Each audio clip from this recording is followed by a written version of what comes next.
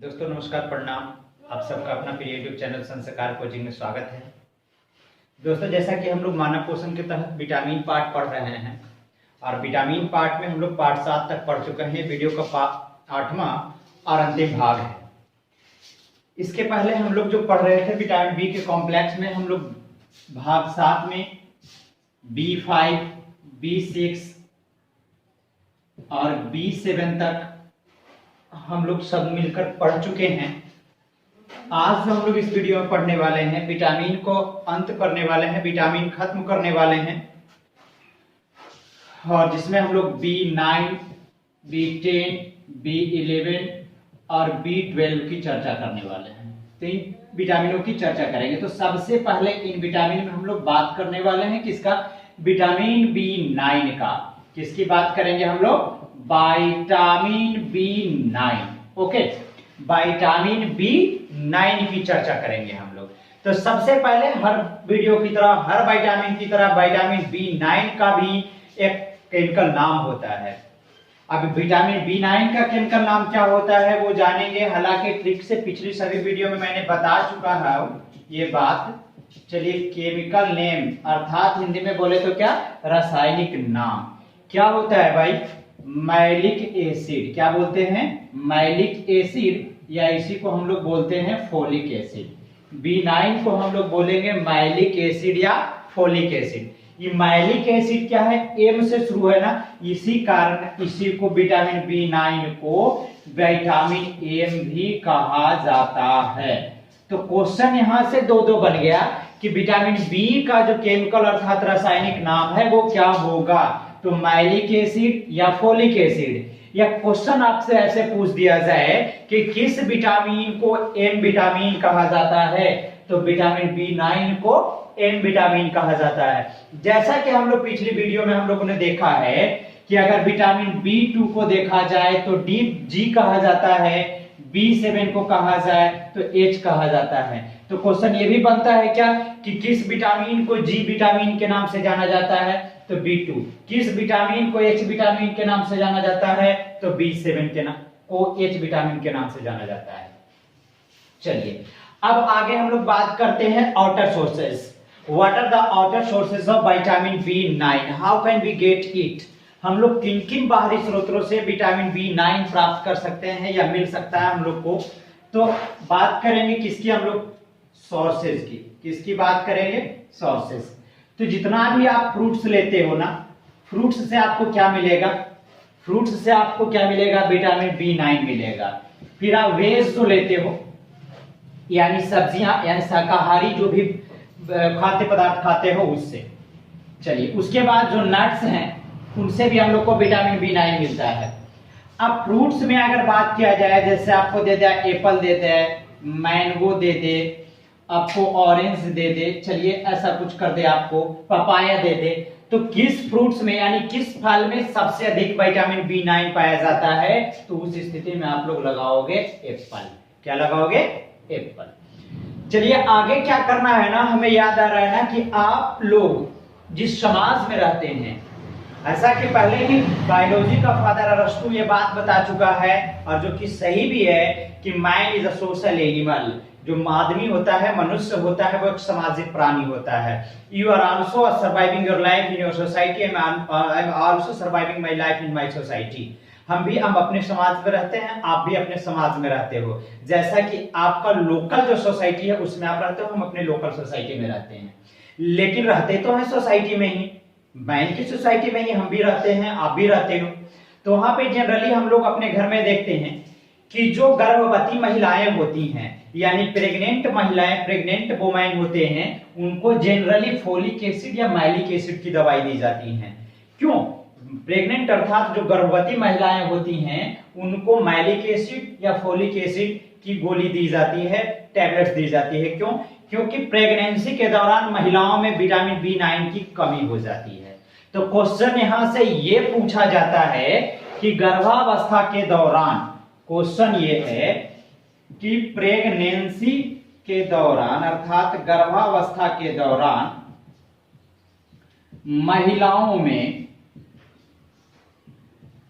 किस विटामिन की कमी हो जाती है? किस विटामिन की कमी हो जाती है? आप क्या बताओगे? B9। क्या बताओगे? B9।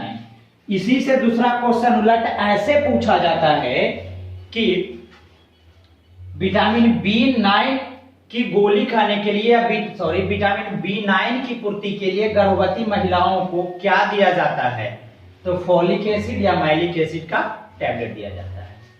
अब विटामिन B9 की कमी जब हो जाती है गर्भवती महिलाओं में तो क्या समस्या होता है? क्या होता है जब विटामिन B9 की कमी हो जाती है? यानी जब पहले भी हम लोग पढ़ चुके हैं वीडियो में कि जब विटामिन की कमी होती है तो क्या होता है, हम लोग बीमारी से ग्रसित हो जाते हैं। तो B9 की जब कमी होती है तो गर्भवती महिलाएं भी क्या होंगी, कोई ना कोई इसमें बीमारी हो जाएगी। ऐसा नहीं है कि सिर्फ महिलाओं की होगी, जच्चा भी होगा बीमारी में ग्रसित और बच्चा भी होगा बीमारी ग्रसित। तो देखते हैं क्या कमी से होने वाले रोग, क्या कमी से होने वाले रोग। तो क्या है ना कि एनीमिया, विटामिन B9 की कमी से महिलाओं को कौन सा रोग होता है ना, एनीमिया होता है। विटामिन B9 की कमी से ऐसा नहीं कि प्रेग्नेंट महिलाओं को ही एनीमिया होगा, एनीमिया बीमारी होता है। और वो भी जब हम लोग पढ़ रहे थे B6 की बात कर रहे थे कि जब B6 की कमी होती है तो माइल्ड एनीमिया होता है। हम लोगों ने पढ़ा था कि विटामिन B6 की कमी से माइल्ड एनीमिया होता है। फिर हम माइल्ड एनीमिया क्या होता था ना, लॉन्ग टाइम तक, माइल्ड का मतलब क्या होता है, लॉन्ग टाइम तक ये एनीमिया यानी रक्तहीनता का शिकार व्यक्ति होता है। उसी तरह से जब B9 की कमी होती है तो एनीमिया का दूसरा प्रकार, मैंने वहां भी बताया था कि एनीमिया 3 से 4 प्रकार के होते हैं।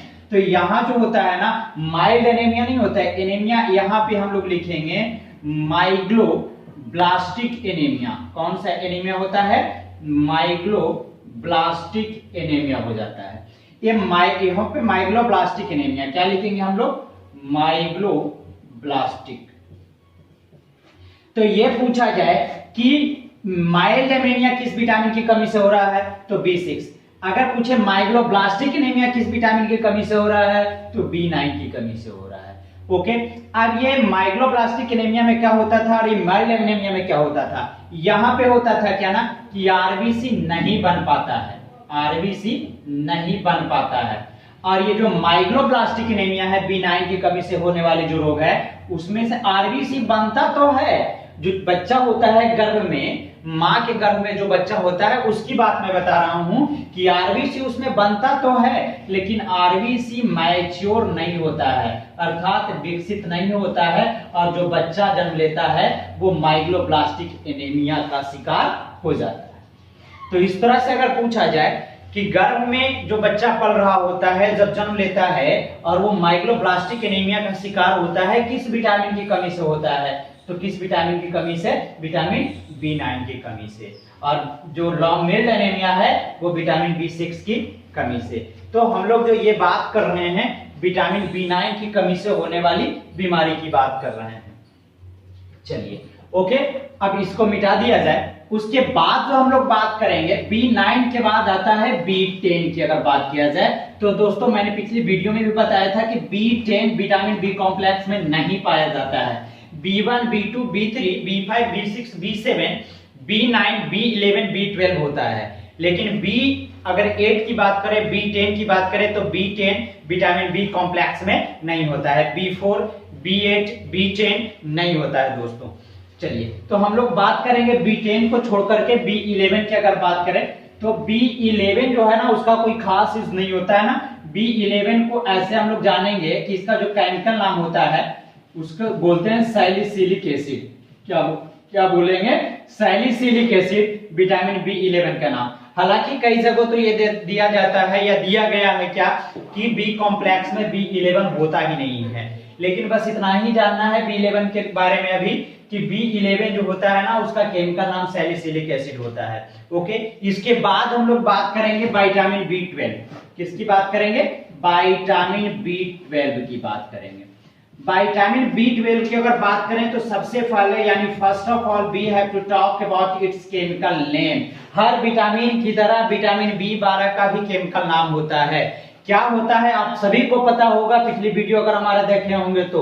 अगर आप मेरा पिछली वीडियो नहीं देखे हो तो लिंक डिस्क्रिप्शन में सभी वीडियो का लिंक दिया गया है, स्टेप वाइज सीरियल नंबर से। आप लोग जरूर वो वीडियो देख लेंगे लिंक में जाकर के, ताकि आप लोग को पूरी तरह से माजरा समझ में आ जाए। तो इसका जो विटामिन B12 का जो केमिकल नाम होता है वो साइनोकोबालामीन होता है। क्या होता है? साइनोकोबालामीन होता है। अब यहाँ पे कुछ रहस्य छिपा हुआ है इसके नाम में। हम लोग एक टर्म देख रहे हैं, साइनोकोबाल और अमीन अलग है। साइनो जहां भी साइंस में टर्म लगा हो, साइनो जहां भी लगा हो, उसका मतलब होता है ब्लू, अर्थात क्या? नीला। If we talk about in Hindi, अगर हिंदी में बात करें तो क्या? ब्लू मतलब नीला। कोबाल क्या बताता है? कोबाल्ट एक एलिमेंट होता है, तत्व होता है। चलिए मीन, ये कोबाल एमीन, एमीन ग्रुप होता है ये विटामिन में। शुरुआत में ही हम लोग पढ़े थे कि विटामिन में कौन सा ग्रुप पाया जाता है, तो एमीन ग्रुप पाया जाता है। चलिए अब यहां जब साइनो का मतलब नीला है तो आपसे ये पूछा जाता है किस विटामिन को ब्लू विटामिन कहा जाता है। तो साइनो अर्थात ब्लू को ये दर्शा रहा है, तो हम लोग विटामिन B12 को कह सकते हैं ब्लू विटामिन। क्या बोलेंगे? Blue vitamin. तो क्वेश्चन ये पूछा जाए आपसे कि किस विटामिन को ब्लू विटामिन या फिर नीला विटामिन के नाम से जाना जाता है, आप क्या बताओगे? Vitamin B12। अब चलते हैं आगे, क्वेश्चन है कि किस विटामिन में कोबाल्ट तत्व पाया जाता है, तो B12। किस विटामिन में? क्वेश्चन पूछा गया है रेलवे के एग्जाम्स में कि किस विटामिन में कोबाल्ट एलिमेंट, कोबाल्ट तत्व पाया जाता है, तो विटामिन B12 में पाया जाता है। क्लियर? अब B12 जो है ना, B12 सॉरी कोबाल्ट का क्या काम है, तो हम लोग लिखेंगे क्या, पता होना चाहिए हम लोग। कोबाल्ट का उपयोग, यानी कोबाल्ट जो काम करता है कैंसर के उपचार में किया जाता है। कोबाल्ट का उपयोग कहां किया जाता है? कैंसर के उपचार में किया जाता है। कोबाल्ट का उपयोग कहां किया जाता है? कैंसर के उपचार में। चलिए अब कोबाल्ट किस विटामिन में होता है? विटामिन B12 में होता है। कैंसर के अध्ययन को हम लोग क्या कहते थे? ऑन्कोलॉजी कहते थे। आगे क्या है? कैंसर के उपचार में किया जाता है, ब्लू विटामिन क्या होता है। अब हम बात करते हैं विटामिन B12 जो होगा वो कहां स्टोर होता है। तो वीडियो के शुरुआत में ही पार्ट 1 अगर आप देखते हो, देखोगे या नहीं देखे हो तो जरूर देख लेना। उसमें मैंने बताया है कि जो लीवर होता है ना, उसको विटामिन का स्टोर हाउस कहा जाता है। तो विटामिन B12 भी लीवर अर्थात यकृत में संचित होता है। कहां संचित होता है? यकृत में संचित होता है। विटामिन B12 कहां संचित होता है? यकृत में। अब विटामिन B12 हम लोग का शरीर में बनता है। जैसा कि जब हम आप लोग को विटामिन K का वीडियो पर पढ़ा रहे थे, तो वहां पे मैंने बताया था कि इसका जो संश्लेषण होता है ना, हमारे शरीर के अंदर में भी होता है। तो देखते हैं, पहले इतना हम लोग को पता हो गया कि कोबाल्ट का उपयोग कैंसर के उपचार में किया जाता है। क्वेश्चन ये बनेगा कि कैंसर के उपचार में किस तत्व का प्रयोग किया जाता है, तो कोबाल्ट। विटामिन B12 का संचय कहां होता है, तो लिवर अर्थात यकृत में होता है। अब क्या है कि आगे हम लोग ये जानते हैं कि विटामिन B12 जो होता है, ये कैसे हम लोग कह सकते हैं कि इसका संश्लेषण हमारे शरीर में होता है। चलिए तो हम लोग देखते हैं, ये मैंने पिछले वीडियो में ही बताया है कि अगर हम लोग, हमारा जो बड़ी आंत है, हमारा बड़ी आंत कितने भागों में बटा होता है? 3 भागों में बटा है। हमारे बड़ी आंत के कितने पार्ट हैं? 3 पार्ट हैं। पहला जो है वो सीकम है, दूसरा जो है एक कोलोन है, और तीसरा जो है रेक्टम है। ये हम लोग क्या है ना कि जो खाते हैं, तो जो भोजन बचता है वो कहां जाता है? अंत में पचता पूरा छोटी आंत में है, लेकिन जो वेस्ट फूड होता है वो कहां चला जाता है? बड़ी आंत में चला जाता है। तो ये कोलोन जो है ना, बड़ी आंत के कोलोन वाला भाग में, और कोलोन वाला भाग में इस्चेरिया कोलाई नाम का एक बैक्टीरिया पाया जाता है। एस्टेरिया कोलाई नाम का एक बैक्टीरिया पाया जाता है हमारे बड़ी आंत के कोलोन वाले भाग में। तो हम लोग के बड़ी आंत के कोलोन वाला भाग में वेस्ट फूड, यानी जो व्यर्थ पदार्थ जाता है, वो क्या करता है? एस्टेरिया कोलाई, शॉर्ट में इसी को हम लोग बोलते हैं इकोलाई। ये जो इकोलाई होता है ना, वेस्ट फूड को खाता है। अब बात ये है कि कोई अगर हमसे कुछ पा रहा है तो हमें तो कुछ देगा, कुछ तो जरूर देगा। तो ये जो इकोलाई होता है ना, वेस्ट फूड खाता है, तो देता क्या है हम लोग को? हम लोग को देता है विटामिन K और विटामिन B12। तो विटामिन के ज्यादा मात्रा में देता है, विटामिन बी कम मात्रा में देता है, लेकिन देता तो है। तो हम लोग यही तो मैं बता रहा हूं ना कि विटामिन B12 का संश्लेषण हमारे शरीर में होता है। साथ में एक बात और मैंने बताया था कि सूर्य के प्रकाश के माध्यम से कोलेस्टेरॉल नामक तत्व जो होता है हमारे शरीर में एक्टिवेट होकर के विटामिन डी देता है। तो मैंने यहाँ बताया था कि विटामिन डी, विटामिन के और विटामिन B12 तीन ऐसे विटामिन हैं जो कि हमारे शरीर में संश्लेषित होता है, हमारे शरीर के अंदर बन जाता है। तो यहां से अगर आपको पूछे कि क्या विटामिन B12 का संश्लेषण हमारे शरीर में होता है, तो हाँ होता है। और होता भी है तो किस पार्ट में होता है शरीर का, तो बड़ी आंत के कोलोन वाले भाग में। किसके माध्यम से? एस्चेरिया कोलाई के माध्यम से, अर्थात ई कोलाई जो बैक्टीरिया होता है उसके माध्यम से होता है। ओके, अब बात यहां ये करते हैं हम लोग कि अगर विटामिन B12 की कमी हो जाए तो क्या होगी, विटामिन B12 की कमी से कौन सी बीमारी होगी। तो ये तो फिक्स है कि कोई भी विटामिन की अगर शरीर में कमी होगी तो कोई ना कोई तो बीमारी होगी ही। तो देखते हैं विटामिन B12 की कमी से होने वाले रोग, अर्थात डिफिशियंसी डिजीज, यानी कमी से होने वाले रोग। तो सबसे पहले ना एक एनीमिया होता है। अब वो ना तो यहाँ माइल्ड एनीमिया की बात कर रहे हैं और ना तो माइग्लोब्लास्टिक एनीमिया की। यहाँ जो हम लोग बात करेंगे ना वो पर्नीशियस एनीमिया की बात करेंगे। कौन सा anaemia? Pernicious anaemia. Vitamin B12 की कमी से कौन सी एनीमिया होगी? Pernicious anaemia. पर्नीशियस एनीमिया में क्या होता है ना, खून की कमी हो जाना। क्वेश्चन ऐसे भी देगा, खून की कमी हो जाना या फिर आयरन या हीमोग्लोबिन की कमी होना। आयरन या हीमोग्लोबिन की क्या हो जाना? कमी हो जाना, या डायरेक्ट हम लोग कह सकते हैं कि खून की कमी होना। कौन सी बीमारी, कौन सी एनीमिया कहलाएगी? पर्नीशियस एनीमिया कहलाएगी। ओके, दूसरा जो है वो हम लोग बात करते हैं ना पांडु रोग की। किसकी बात करेंगे? पांडु रोग की।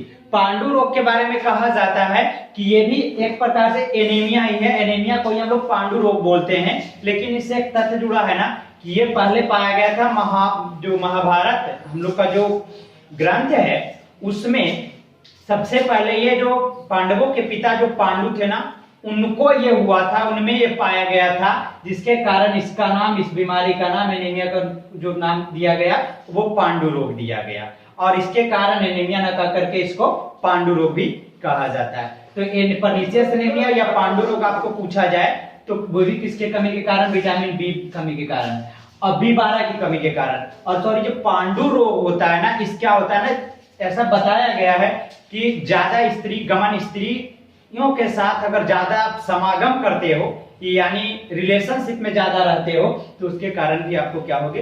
पांडु रोग होगी। पांडु रोग में क्या होता है ना, इस शरीर का जो रंग होता है ना चेहरे का, पूरे शरीर का, वो पीला पड़ जाता है। तो क्वेश्चन ये पूछेगा आपसे कि किस बीमारी में चेहरा या शरीर का रंग पीला पड़ जाता है, तो वो पांडु बीमारी होती है। आप पीलिया भी इसको कह सकते हो।